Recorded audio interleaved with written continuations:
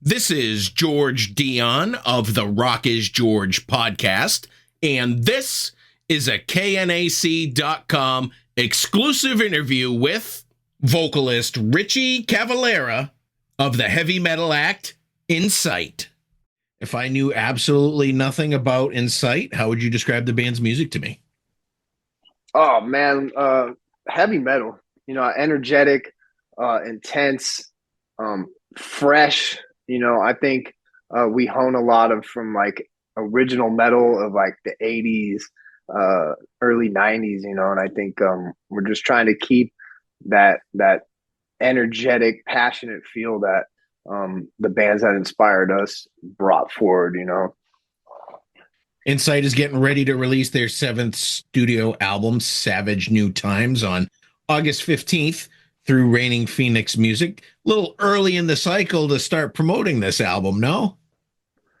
I think with the new label, new management, we really wanted to kind of rebuild from the ground up, literally like a complete reintroduction of the band to the world. I think since COVID, we had a lot of setbacks with our former manager, trading record labels, them being bought in between. It really was a lot of shit.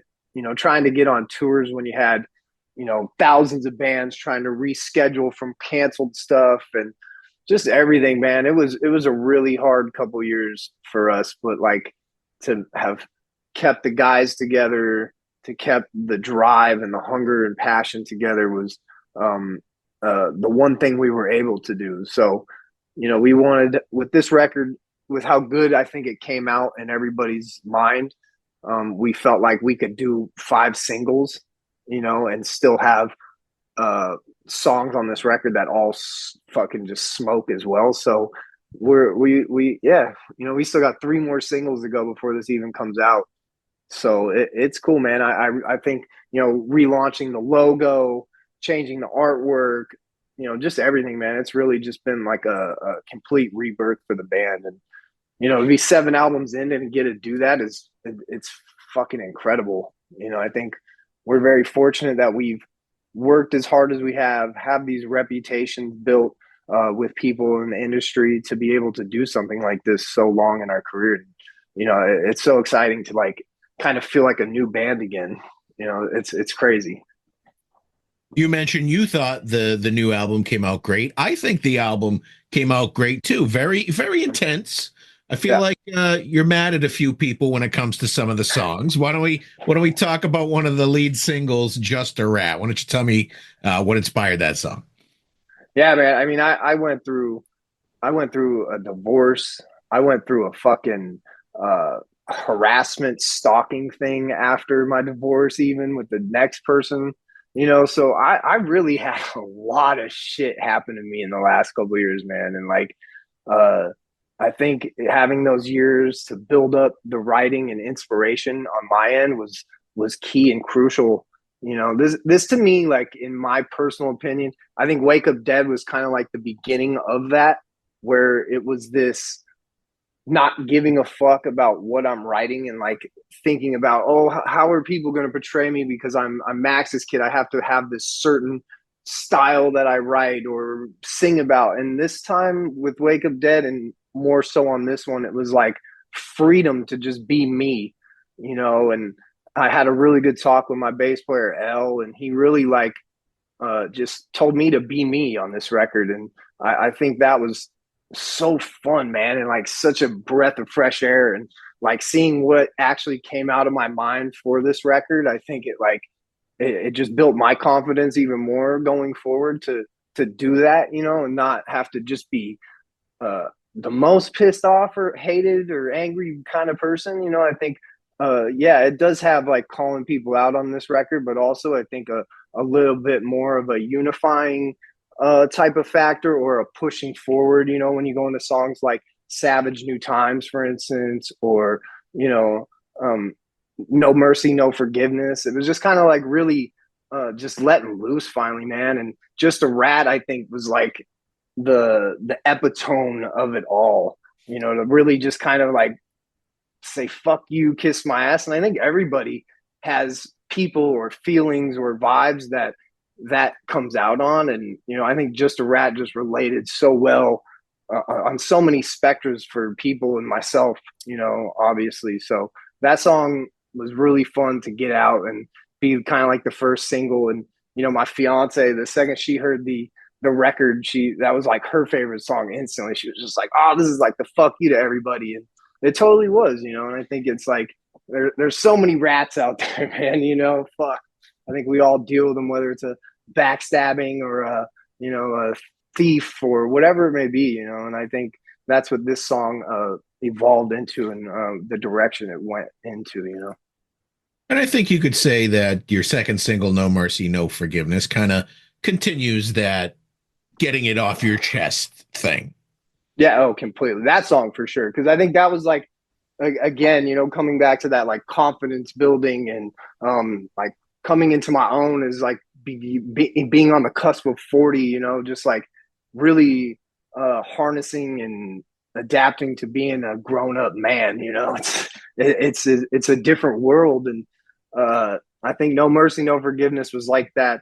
You know, I'm not going to be sorry for who I am anymore, or try to be this person that metalheads or PR or press or whatever thinks I should be because I'm a Cavalera. You know, this is me continuing on the Cavalera legacy, but in my style and my way, not what everybody thinks it should be. And I think that song, it reminds me of like this Gojira meets, you know, 80s thrash vibe that just like fucking really came out so good and so sweet and to the point. And, you know, I think it'll be fun to hear everybody screaming No Mercy, No Forgiveness at the live shows, man. And definitely for the pit for sure too. You have another single planned for next month. It's called Dolores. So is she the stalker or the ex? No, this one is even different, man. This pertains to a dream I had when I was a young kid. You know, I had this recurring dream when I was like 5, 6 years old, and to me it felt like it just kind of laid out my life in this dream. And this woman that's in this is that it may not be a woman, it may just be this entity in general that was maybe a guide or this thing to look for in my life, that when I finally felt like I had found that, I would know exactly I'm right where I'm supposed to be. And this pertains, I think, more to that, and also, you know, the person that I'm enjoying life with now. You know, and I think when people hear this, it's our most boundary pushing song we've ever done by far. I mean, there's pianos, there's 12-string guitars, there's all this stuff, and I think it's like where I come back to like Incite becoming who me, Lennon, and Elle really wanted Incite to be. Like all those records we did, it just never got to that place. I think a lot of it had to do with guitar player, you know, and who was writing the music during all that time. And now Lennon has become such a huge writer, and obviously our guitar player Layne, who's been with us for a couple of years now, completely filled that missing void that we felt for 12 years, you know. And having it all together, we finally felt like we could do these kind of songs. Like it kind of started on Wake Up Dead Again with like Mental Destruction, Sucker Punched, and then has rolled over into this album. I think, you know, Never Die Once kind of falls into that place as well. It reminds me of like old school Prong, and then Dolores. You know, I can't wait for the song to come out. I've never been so nervous or anticipated of a song in my entire life except for this one. I think it really shows that, you know, obviously people know we can write heavy kick-ass songs, but this shows, I think, our musicianship on a deeper level. You know, my vocal performance, Layne's guitar playing, and the piano. I mean, the guy did everything on the song. He's just such a virtuoso in all instruments. So I think people are going to be floored by this one. You mentioned Layne has been with the band for a couple of years. How did you originally recruit him to join Incite? Yeah, so, you know, after our long-term guitar player Drew departed, and that kind of didn't end that well. You know, it sucks when that happens, but we were lucky to have really cool dudes to hold us over until we found Layne. You know, Eli Santana, who fronts Ignite, and was in Huntress prior to that, came in and really helped us finish our touring, finish the record that we were doing at the time. And Mike DeLeon, who is from Phil and the Illegals, as well as now Soulfly, so we had two really cool dudes fill that hole. And our agent came to us because it was time to be like, we need our guy, and he knew this dude Layne up in middle of nowhere Canada, man. Just I think he was like 26 or 27 at the time, and most of us were like 40 and shit. So we were like, I don't know how well this will be, but let's try it out. And we did like a little headline run, man, and he literally was like exactly like us, because we're hardworking. We don't have crew guys. We go on stage, we give everything we have every night. After the show, before the show, we're hanging out with the metalheads, enjoying the night, just fully dedicated to this. And he literally just brought that, man, the humbleness, the happiness, the excitement, the fucking playing, his music taste, like everything was this guy that we were looking for. And, to look back now and see where we've come already with him, it couldn't have been done without finding him and adding him to what was there. He was that missing piece. And just like with the record label or your agency or your management, it's like once all those pieces come together, man, and the belief is there, it's so different than how it's been. Now you kind of start to understand how some of these bands do get bigger. It's like when this moment confines and everything comes together and the right tours pop up, and it just all comes into place, man. And he's been a dream come true. And I'm so excited for the world to get to see him, because I'm sure it's just gonna be a matter of time before he's getting offered huge bands, to take him, because he's that fucking good and he's that cool, which sucks, but it's just the way it is. You brought in Steve Evans to produce Savage New Times. He's worked with HATEBREED and Dillinger Escape Plan. What did he bring to the table when it came to this recording? So this is the fourth album Steve's done with us in a row. We have literally adapted him as like the fifth member of this band. And I think from hearing Oppression to Built to Destroy to Wake Up Dead to this, you see the evolution that he's guided us with our style. He's pushed us, and that's one thing I was worried about, is maybe getting too comfortable with a guy. But it's like every time we go in there, he has a new process. He has this new fire and this new push. And I think he just really understands what the band wants to be, where we want to be, and how we can sound. And it's such a cool process working with him, man. Like he knows every instrument so good. He understands where we want to take songs now, or like what's just like the fat that we can trim, and he made this record what it is, and having Arthur Risk as the final master to create that gritty sound that came to the final plate of this meal was just like incredible, man. We're so lucky to have Steve, who has worked with some of the most incredible metal bands there is, and he's bringing that to us every time. And he really just let us like man, there were moments like we wanted to like fight each other. That's how much he was pushing. And then as soon as the song's done and you hear it, you're like hugging him, laughing, because you're like, dude, I didn't see it at the time, but now when I hear it, I understand exactly what you're doing. And it just makes you love him. And I still stay in touch with him, just kind of even talking about maybe the next record and getting that going. And I think bands can fuck up switching producers too many times. I felt that, I think, in the early stages of the band, going from like Logan to Matt Hyde. It was really just like, sometimes, man, it just didn't make even being in a band or recording fun, and Steve has brought that. And I don't think it's worth, losing that at this point. Now, equally important to the music in heavy metal is an eye-catching album cover, and you certainly have an eye-catching album cover with Savage New Times. Tell me what I'm looking at when I look at this album cover.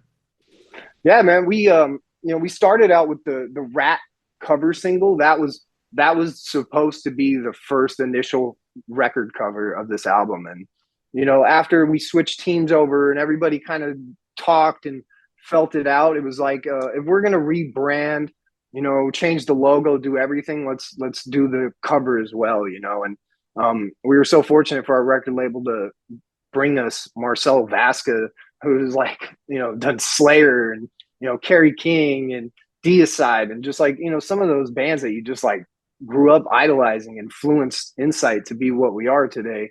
And he was like, dude, I listened to this, I looked at the lyrics, and this is what I think of the vibe. It's this Hellraiser, alien Prometheus type of feeling. And, our big thing was like just not having it be like that AI look or fake look. We wanted it really to be detailed and have substance and vibe to it. And, I think he nailed it. Like, I can't wait to see this on a shirt, on a big ass backdrop on the stage. I think it really, you look at it and it reminds me of like when I used to go like shopping for vinyls and I didn't know bands. You just kind of flip and you see a cool ass cover, and that was like, I'm buying this. And that's what I think this does again. It restores that, and it continues with like how we've kind of always done that. Working with like Dan Seagrave and Andre Buzikov, like some of the best artists, because me and Elle just find that so important, even in this digital age. It's like, to me and him, it's like that's one of the most important things of creating the record is the art and the cover. And Marcelo just actually hammered this one so perfectly for us. Have you been sitting on this album for a little bit where you had kind of the issues with the record label? I know you'd signed to Atomic Fire for the last one, and then Atomic Fire got absorbed by Reigning Phoenix Music, where you are now. I'd imagine that a few albums were delayed in the process of the absorption. Oh, yeah. I mean, I think that's where you see the big gap. Wake Up Dead was initially supposed to just be an EP. We had this, once COVID hit, we wanted to kind of like, you didn't know where it was going. So it was like, look, let's record an EP, maybe a follow-up EP and a couple more, and just kind of do that. And then Atomic Fire came in and they were kind of like, we don't want to release an EP. We want a full length. So they added like the old tracks to kind of start reintroducing people to Incite, etc. And then, like you said, they got absorbed by Reigning Phoenix, which to me was the most incredible move for this band, coming from Gerardo, who built basically Nuclear Blast, and his brother Oscar, they're the ones running Reigning Phoenix. So that to me was just like an A plus. Oh my God, like Oscar has built us up, and Gerardo with his contacts, and it's really made this band feel like we're that band finally that can do this. And I think we recorded this record. I think it was done last year in March. So, we've been sitting on it for a year working. We changed managers last summer. So it was like trying to put a record out in between a management change was a little risky. And, I think to me and the guys, it was like, this could be our last chance to like really do this on the right way. So let's be patient. And that's the cool thing about Gerardo, like really explaining that and putting all the right things together to make us see that that was the good decision. And yeah, now we have an August release. We have a huge tour in July. It's going to be followed up by a huge tour in September, October. So, the stars just aligned for this for sure. What regions are you planning to hit for the summer as far as live touring? So, I mean, I think I can tell you, are you going to release this tomorrow or today? Yeah, it's not going to be released until next week, maybe the week after. Oh, that's perfect then. Well, we're on the Summer Slaughter. So they're going to announce that tomorrow with HATEBREED, Bleeding Through, Fugitive. What the fuck else is on it? I think that might be it, but I think there's a couple more. Malevolence, I think, also is on it. So this is a nasty package. It's cool to see Jamie Josta taking control of Summer Slaughter to rebuild it. The people are behind that tour if they just can get the right billing and the right touring. And I think they have a package that's going to really get people fired up. For us, it's the first time we've ever really gotten a big tour. My old man, that's the one thing he has been very cool with us. He doesn't do a lot for us and I don't ask him for shit, but sometimes it's like, yo, let's take us on tour so we can at least keep this machine rolling in some aspect, and that was really cool to have Jamie kind of reach out and be like, yo, I want to hook you guys up, because going back to like 98, HATEBREED was getting some of their first tours from Soulfly. So to kind of see a band pay that forward so later in their career when they're at a place to help bands, that means the world to me. You know, I think metal was really losing that and getting hurt by the big bands not helping unknowns. And now for that to happen, it's just like, man, it's so cool. You know, they have 4 bands that are really small on that. I think Grittian is one of the other ones. And, you know, it's just giving a shot to people. And I think this will be cool. It looks like it's mostly Midwest and East Coast, which is cool. I think they're just going to get like a test run feel to see how it draws, what the feedback is, etc. So that's sick. And then I think we have something maybe later this year, possibly if the stars aligned, with another really kick-ass band, and they actually guest on one of our records in the past. So that'll be cool to tour with somebody that's like a good friend of ours as well. So this year is going to kick ass for sure. Now, you mentioned earlier lyrically, you know, you give some opinions of people that think, hey, he's Max's kid. And you mentioned that Max doesn't really help your band out in any way. Have you seen advantages and disadvantages to being related to someone that's been in the business for a while? I mean, personally, bro, I think I've gotten slayed. You know, my career, I think, would have been so much bigger had I not been Max's kid.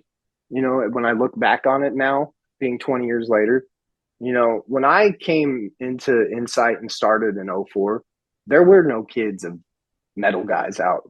There wasn't anybody. Like I was, you know, you saw it in sports then, you saw it in acting, you saw it in every single kind of entertainment world except heavy metal, you know, and I was kind of the first kid really to try it, to be like, let's see what the fuck is like. And, you know, metalheads back then and even to, you know, 2010 and beyond weren't very open-minded. You know, it was like everybody was fighting about what genre they were in and everybody was bickering about this or that. And it was like, you know, now it's like everybody's so open.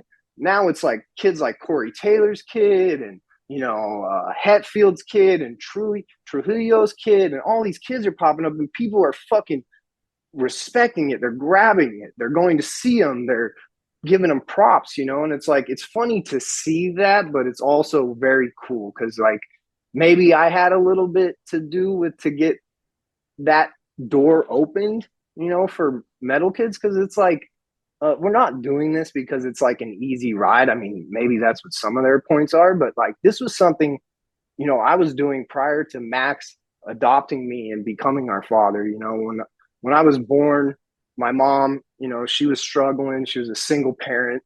You know, she just started a metal bar in Arizona in like 1985. And, you know, Rob Halford was one of the clients and he came in on my birth, the day I was born, and came into the office and threw me up the horns. Like, to me, I feel like this is something that was just like destined in my life, you know, and I didn't see any other route.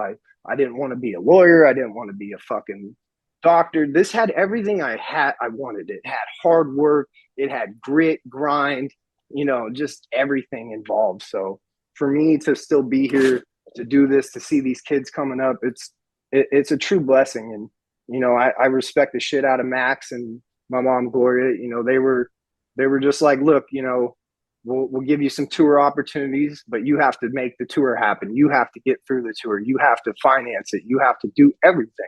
And that's what we did. We went and bought a $1,200 van. We fucking just hopped in this thing at 19 years old and just hit the road with like Throwdown and Soulfly, you know, and that was really how we just learned everything, man. You know, I learned how to be a manager, a crew guy, a fucking tour manager, everything. Like, you know, so I feel really blessed to do that because I think the kids now, you know, they're having a little bit more of a free ride, you know, and you got like Slipknot who can be like, we're not going to play this festival unless you put our kids on it, you know, nowadays type of shit. You know, we didn't have that. So for me to just see kids getting involved from other, you know, legacy like artists is cool, man. And I'm honored to carry on the Cavalera legacy. I haven't joined a band with Max like my other brothers have and shit, you know, because I wanted to do it like a dog, you know.